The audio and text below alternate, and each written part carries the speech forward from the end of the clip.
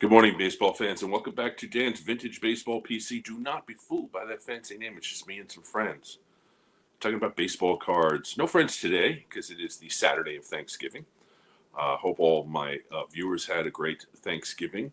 And so it's just me talking about two cards, this and this, postcards that have fascinating stories behind them. I should start by saying that I have talked about the New York Giants postcard before. I did on Alex Bowman 53's live show. I believe it was episode 80, which would be 20 some odd weeks ago. And we talked about this postcard as part of a show about the Polo Grounds and the Giants. And what was great for me, and I'll show you the card right now, beautiful card, absolutely terrific view of Polo Grounds, and a little John McGraw on the upper right.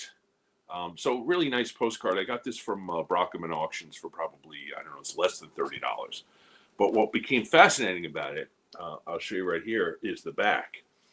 So when I bought it, I hadn't even paid attention to the back. But when it came home and I read it, I was curious about who these people were and what this might mean. And it opened up this wonderful story. So H. Fendrich on the right, H. Fendrich, Evansville, Indiana.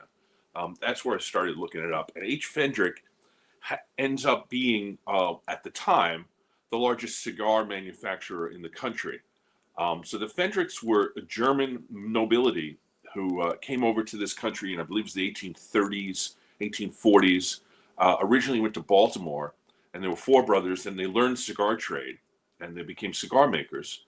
And they were so good at it in Baltimore that they decided to have a factory in Pennsylvania, and then moved closer to where the tobacco was coming from, which was Kentucky. So they moved to Evansville, Indiana, which is pretty much right on the border with Kentucky.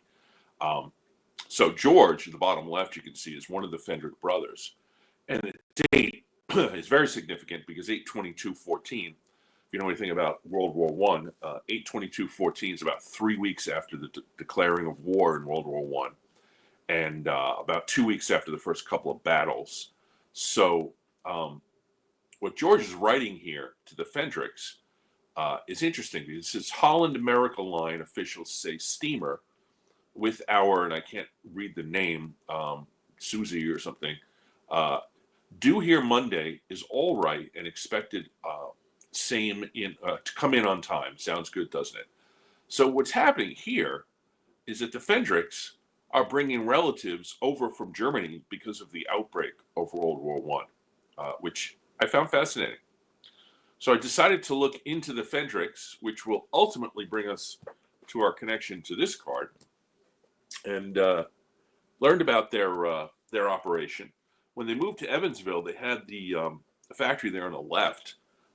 It's a 3-story, small building, but they did so well that they then established the factory there on the right, and it is a cigar company, so they have cigar boxes. So here's the top of one of their cigar boxes from this time frame, right around the turn of the century.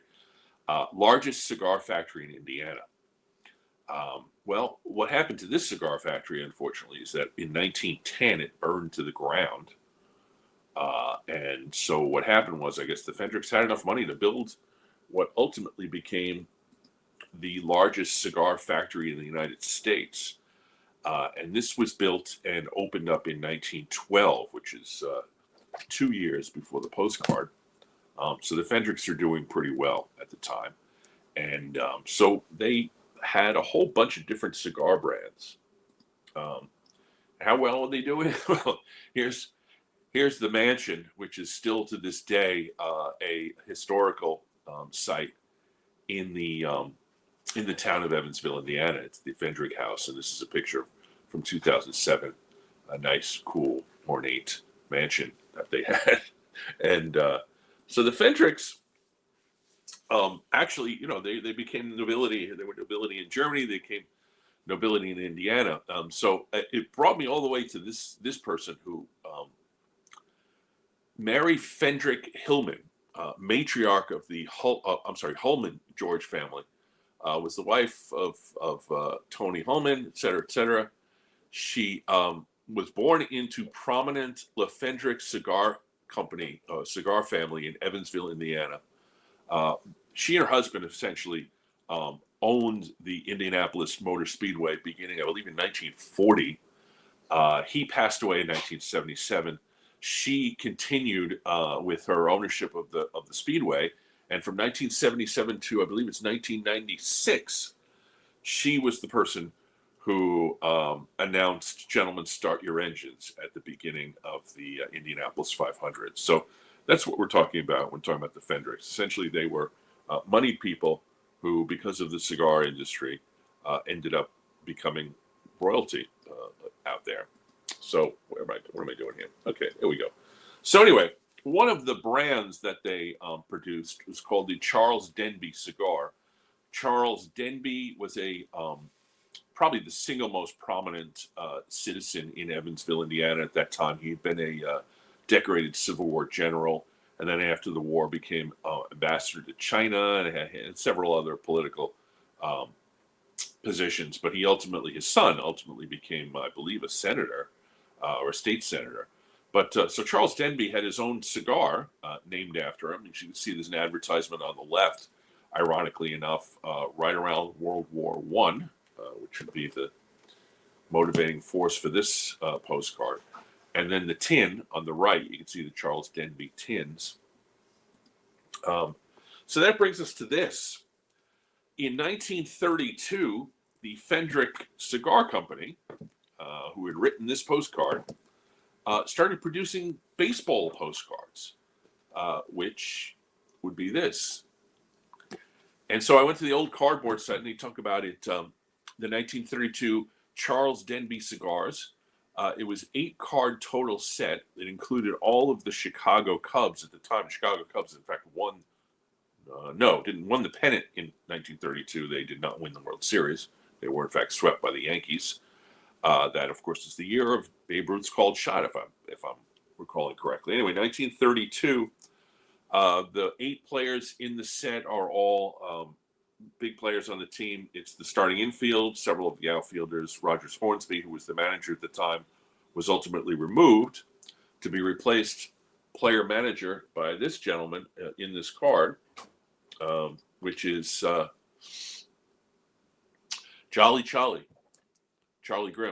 We'll talk about him in a little bit. But I wanted to talk about was that when I found out that the Fendrichs produced baseball cards, and they were tobacco cards from the 30s, I decided that I needed to get a card from this set. Of course, the only problem was that the population reports are pretty grim. As you can see, Kai Kyler, Hall of Famer, Elwood English was one of the infielders. Charlie Grimm was the first baseman. William Herman, that's Billy Herman, later to be a coach with the Dodgers. Billy Herman, I believe, played second base. Hornsby, of course, was the manager. Bill Gurgis was he a third baseman? Rick Stevenson was an outfielder. And Lonnie Warwick was their best pitcher. So that's the whole set, eight players. Total PSA pop report is 11. So I'm thinking this is never going to happen. Also, we go to PSA. PSA is a little bit higher. It's, 10, 20, 25, 28, 33 total graded by SGC. So yesterday, in from the mail comes, there he is, Charlie Grimm. So what happens is I put, like most of us do, save search on eBay for 1932 Denby, 1932 Denby Cigars, 1932 Denby Cubs, etc. It's like, 6 searches. Occasionally, a Denby would come up because there is a 1932 Denby Chicago Bears team photograph that people are quite interested in, and it's pretty rare. And also what came up was a Denby ad. It's a paper ad from a newspaper that has Rogers Hornsby in it. So, occasionally that stuff would come up. But last week, the card came up, and not so sure the person knew entirely what they had, because it was an auction with, I believe, a $99 starting. So they knew it was something good. But I contacted the seller, made an offer. before anybody made any bids, and ultimately, actually no, I think it was a higher number, and I offered less. But however it worked out, I got this at a pretty good price. I've since gone on to look at what other prices would be for it, so ended up getting a nice price. But anyway, Charlie Grimm, ironically enough, like I said, in 1932 became the manager of the team midway through the season. They went on a great run, and they ended up winning the pennant.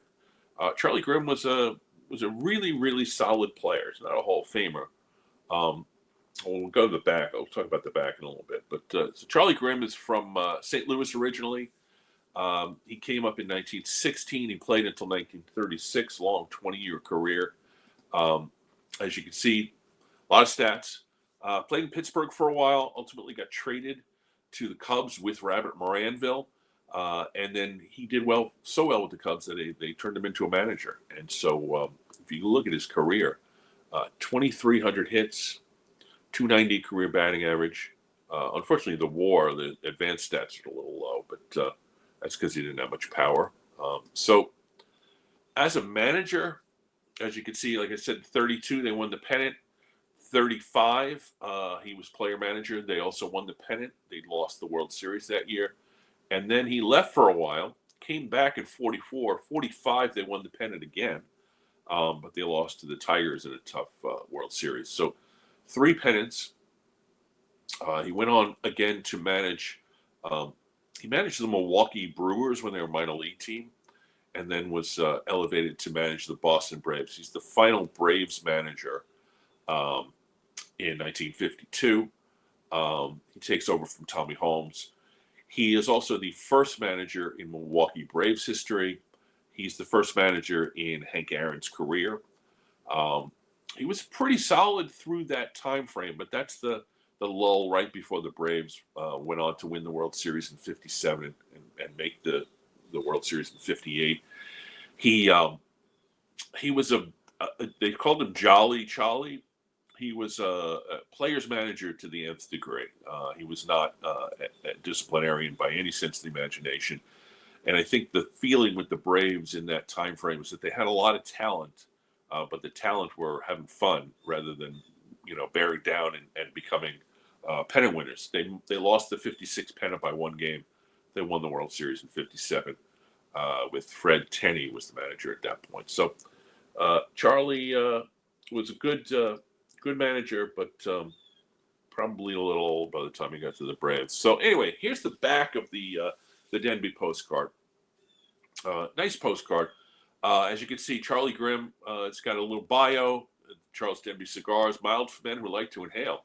And what's great about this is that it also has a postage stamp. And the cancellation is from August 3rd, 1932, which is when these were released. 1932 is a little writing over there, 1 cent stamp. So, of course, like I did with the Fendrichs, I had to look up Lloyd Plowman from Freeport, Illinois, and not the same story as the Fendrichs, certainly, but Mr. Plowman was, or should I say, Sergeant Plowman, actually did live a full and interesting life. And what's great about it is it's 1932. I checked Freeport, Illinois, and looked him up. It wasn't that hard to find. He's in the 1934 Freeport High School yearbook. And there's not that much about him, but I was able to find out what his middle name was and his wife. And, it's easy to do on the internet these days. Lloyd Plowman, like most people from that era, if he was 18 in 1934, by 1941, when World War II started, he was, 25 years old. So I'm assuming he enlisted. He did ultimately serve in World War II. As you can see here, he was a technical sergeant. Lived from 1916, which of course the date makes perfect sense. That would make him 18 in 1934 when he graduated from high school, and 25 in 1941 when he presumably signed up. But here's the cool part. He lived to be the age of 98. And his wife, below him, Theodora Bell Plowman, who I could also trace to Freeport, Illinois, through her maiden name, which I don't call at this point, but I did all the research on it. But this is him. She lived to be almost 99, so good for them. And so I don't know much about Lloyd Plowman's background or his his history within the war or his life after it, but he served the country like most people from that greatest generation after owning this particular card. So I find it a fascinating story between the Plowman and the connection with the Fendrichs and wanting to get a Denby cigar because of the Fendrichs, getting the Denby cigar card, which, as I could show you, there's a Pop 2 card on PSA, and I think it's 7 or 8 on SGC. So haven't decided whether this particular Charlie Graham example is going to go into SGC, but it's certainly going to stay in my PC for as long as I'm around. So hope you enjoyed this little fascinating trip with 2 postcards. I tune in again next Saturday. I do have a guest, a very special guest, a person who you probably know. And then we've got some things coming up after that. I got the Philly show coming up and a couple of other things to do. But anyway, thanks for tuning in. Hope you had a great Thanksgiving, and take care.